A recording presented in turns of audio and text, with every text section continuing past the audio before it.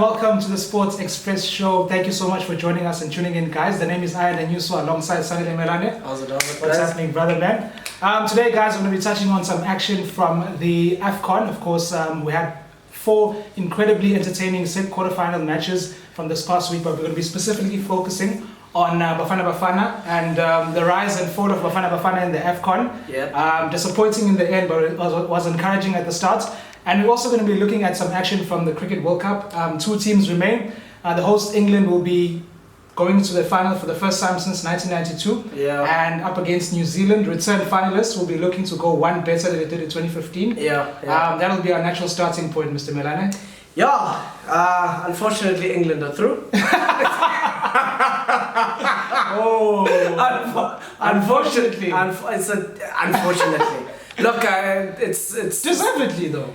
Look, deservedly, of course, but Yes. still unfortunate. Why is it unfortunate? Because Why is it unfortunate? I make no bones about this. I'm not a fan of the England of the England team. I just don't like them. I don't need a reason not to like them. I just don't. It's as simple as that. Okay. But they did play good cricket. All in all, if we take away my disliking of them, they played good cricket. That cannot be denied. They destroyed. They absolutely blew Australia out of the water, and I did not expect that at all. I expected somewhat more of a fight, somewhat more of a tight contest. Yeah. But they blew them out, gone.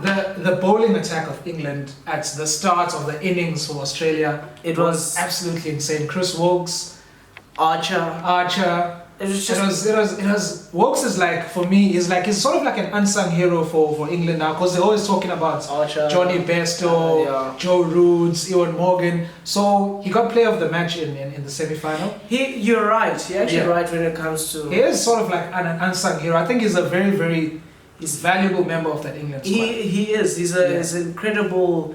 He's incredibly important to the team. Yeah. He is an unsung hero, but I think because of that also takes the load off him. Because It does, not yeah. many people are.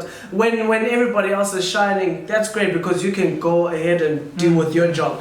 So he is an unsung hero. He deserves more credit, but maybe let's see if he'll get the credit after the World Cup, Yeah. where it counts the most. Because if you give him credit now, it might fill up in his head for the final, and then things won't go so well. Yeah.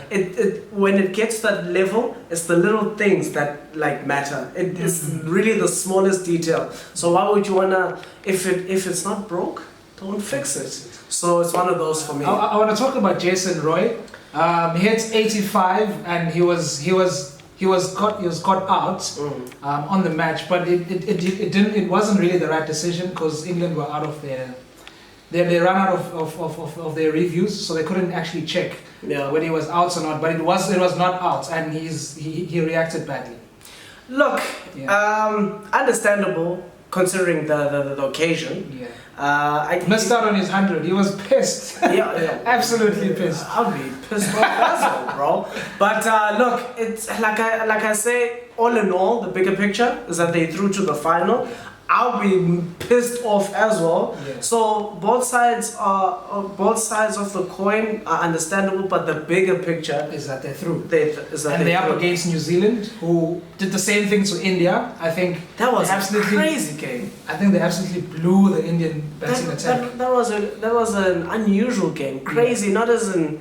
It was just a weird game. It was just maybe because it was played over 2 days. I don't know, but it was just a weird game. And it's funny how in both semi-finals we expected titanic battles, Yeah. but we got 2 teams that blew. I mean, whoever thought It was that, almost one-sided. Yeah, both semi-finals was. Yeah. It was we could say that it was. It was one-sided. a bit disappointing on the Indian side. It was very disappointing.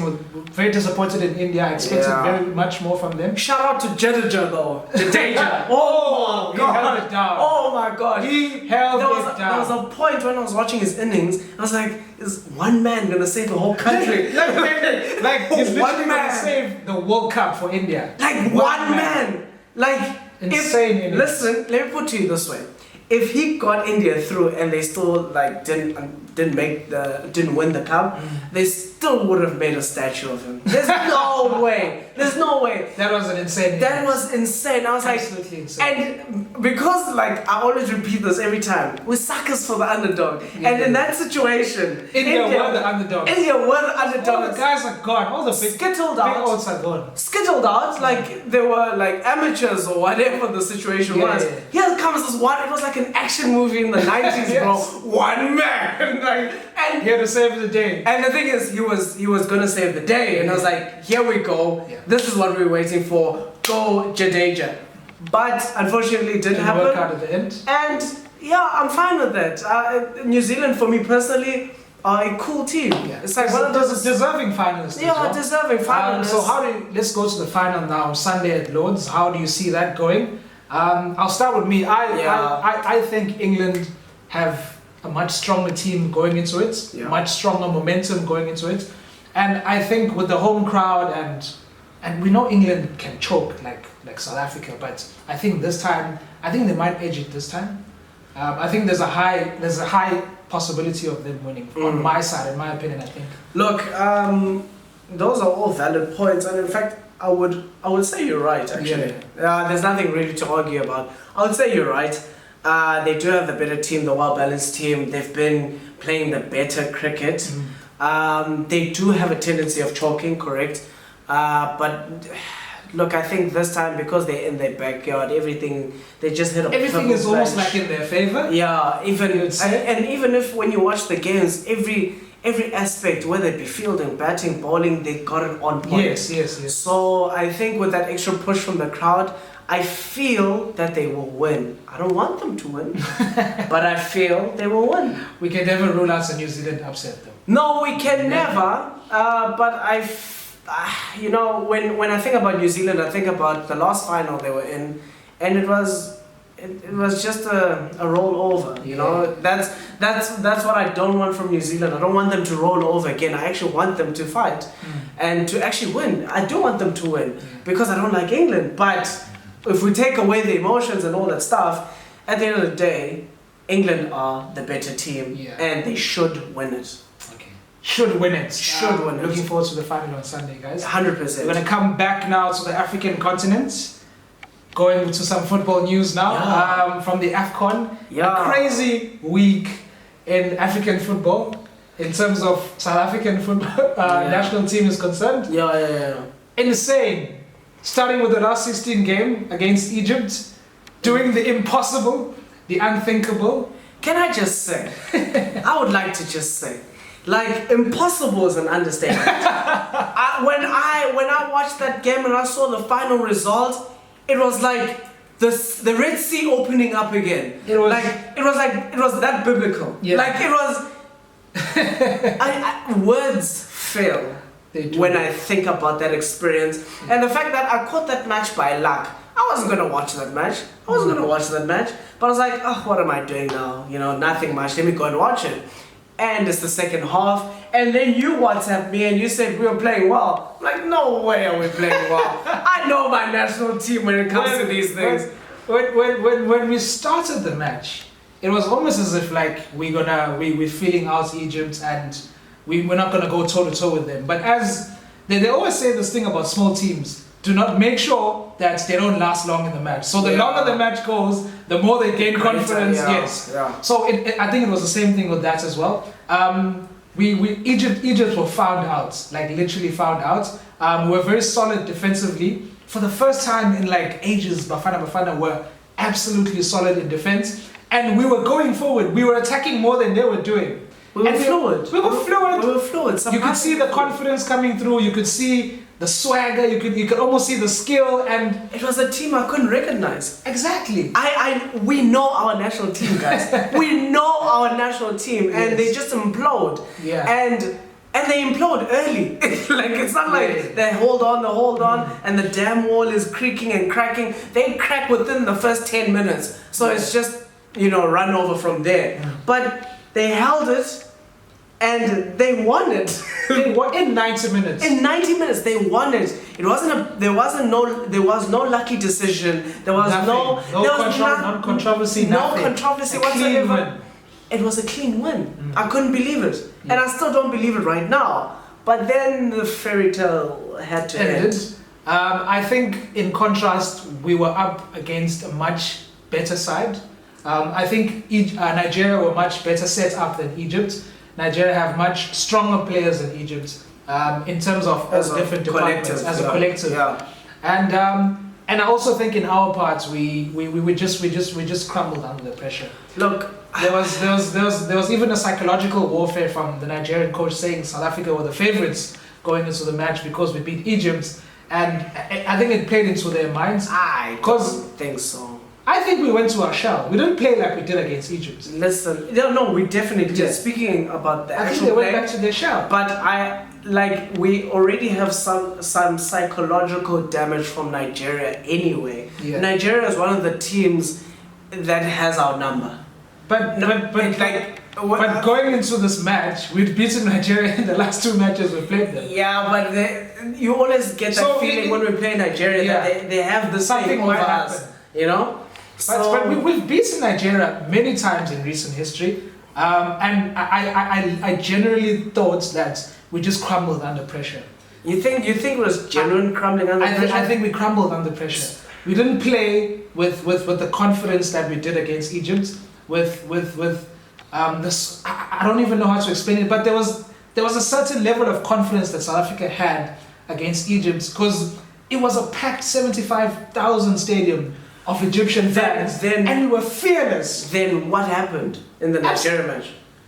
We crumbled under pressure. But why?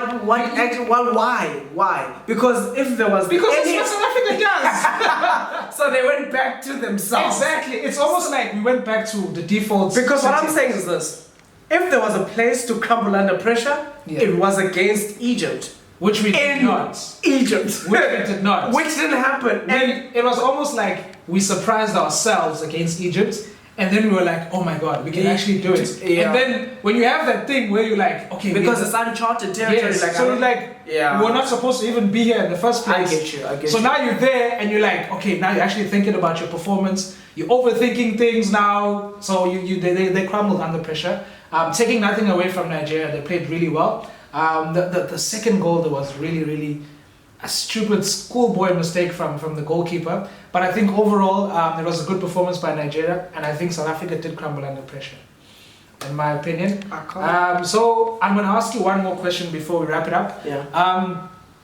So since South Africa played the way they did against Egypt, do you think what could you say the problem is with the national team? Because do you think it's a confidence issue, a psychological issue? Because the players are very capable. We showed that they're capable. They showed that they're capable of winning. And in fact, that's a tricky question for me because if they had asked me this question before Egypt, I would have said it's a skills thing. It's a skills problem. That's out of the picture now. Yeah, we are capable. And in this order, it's a skills issue. It's a mentality issue. Yeah, those two. Yeah. Now, watching the Egypt game, wow, in terms of skills, I was like, okay, that argument is blown out the picture. Yeah. Now it's the second one.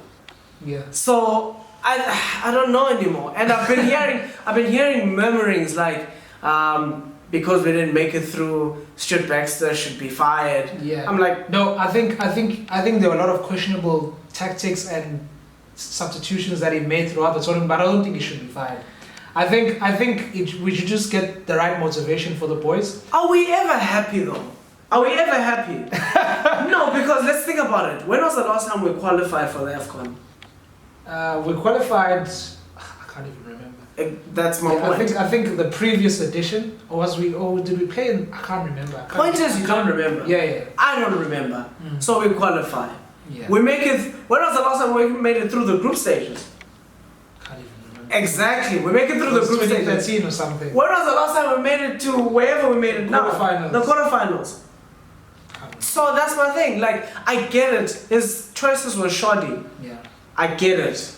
But that's something he could learn from. That's not something that an argument needs to come up that he needs to be let go. Why? He took them further than we can remember. Yeah. If you get what I'm saying. So I don't think his reward should be getting fired. That's not a reward. I mean, just say, dude, or whatever his team should be briefed and say, this wasn't the right call, blah, blah, blah, blah, blah. But football is situational. We don't know what he was saying. And obviously he's not getting there to fail. So he thought at that time, while making those substitutions, he thought that is the best option. But these murmurings, they're nonsense, bro. To be honest with you, they're absolutely nonsense. So that's my thing. What do we want? I think sometimes, especially as South African fans, I don't know about other countries, I think we're just never happy. Yeah, we're too demanding. Yeah. I mean, the very fact that SA made it this far, we should be celebrating. Because this hasn't happened in a long time, guys. It has not happened in a long time. We should be celebrating. But the group of people, influential people, that are saying, look, he should be cut. And it does make sense to me. Yeah. Well, we're going to wrap it up, Mr. Melande. That's it for today, guys. Thanks for watching. Guys, please comment, subscribe, and yeah, we'll catch you guys next time. Peace out.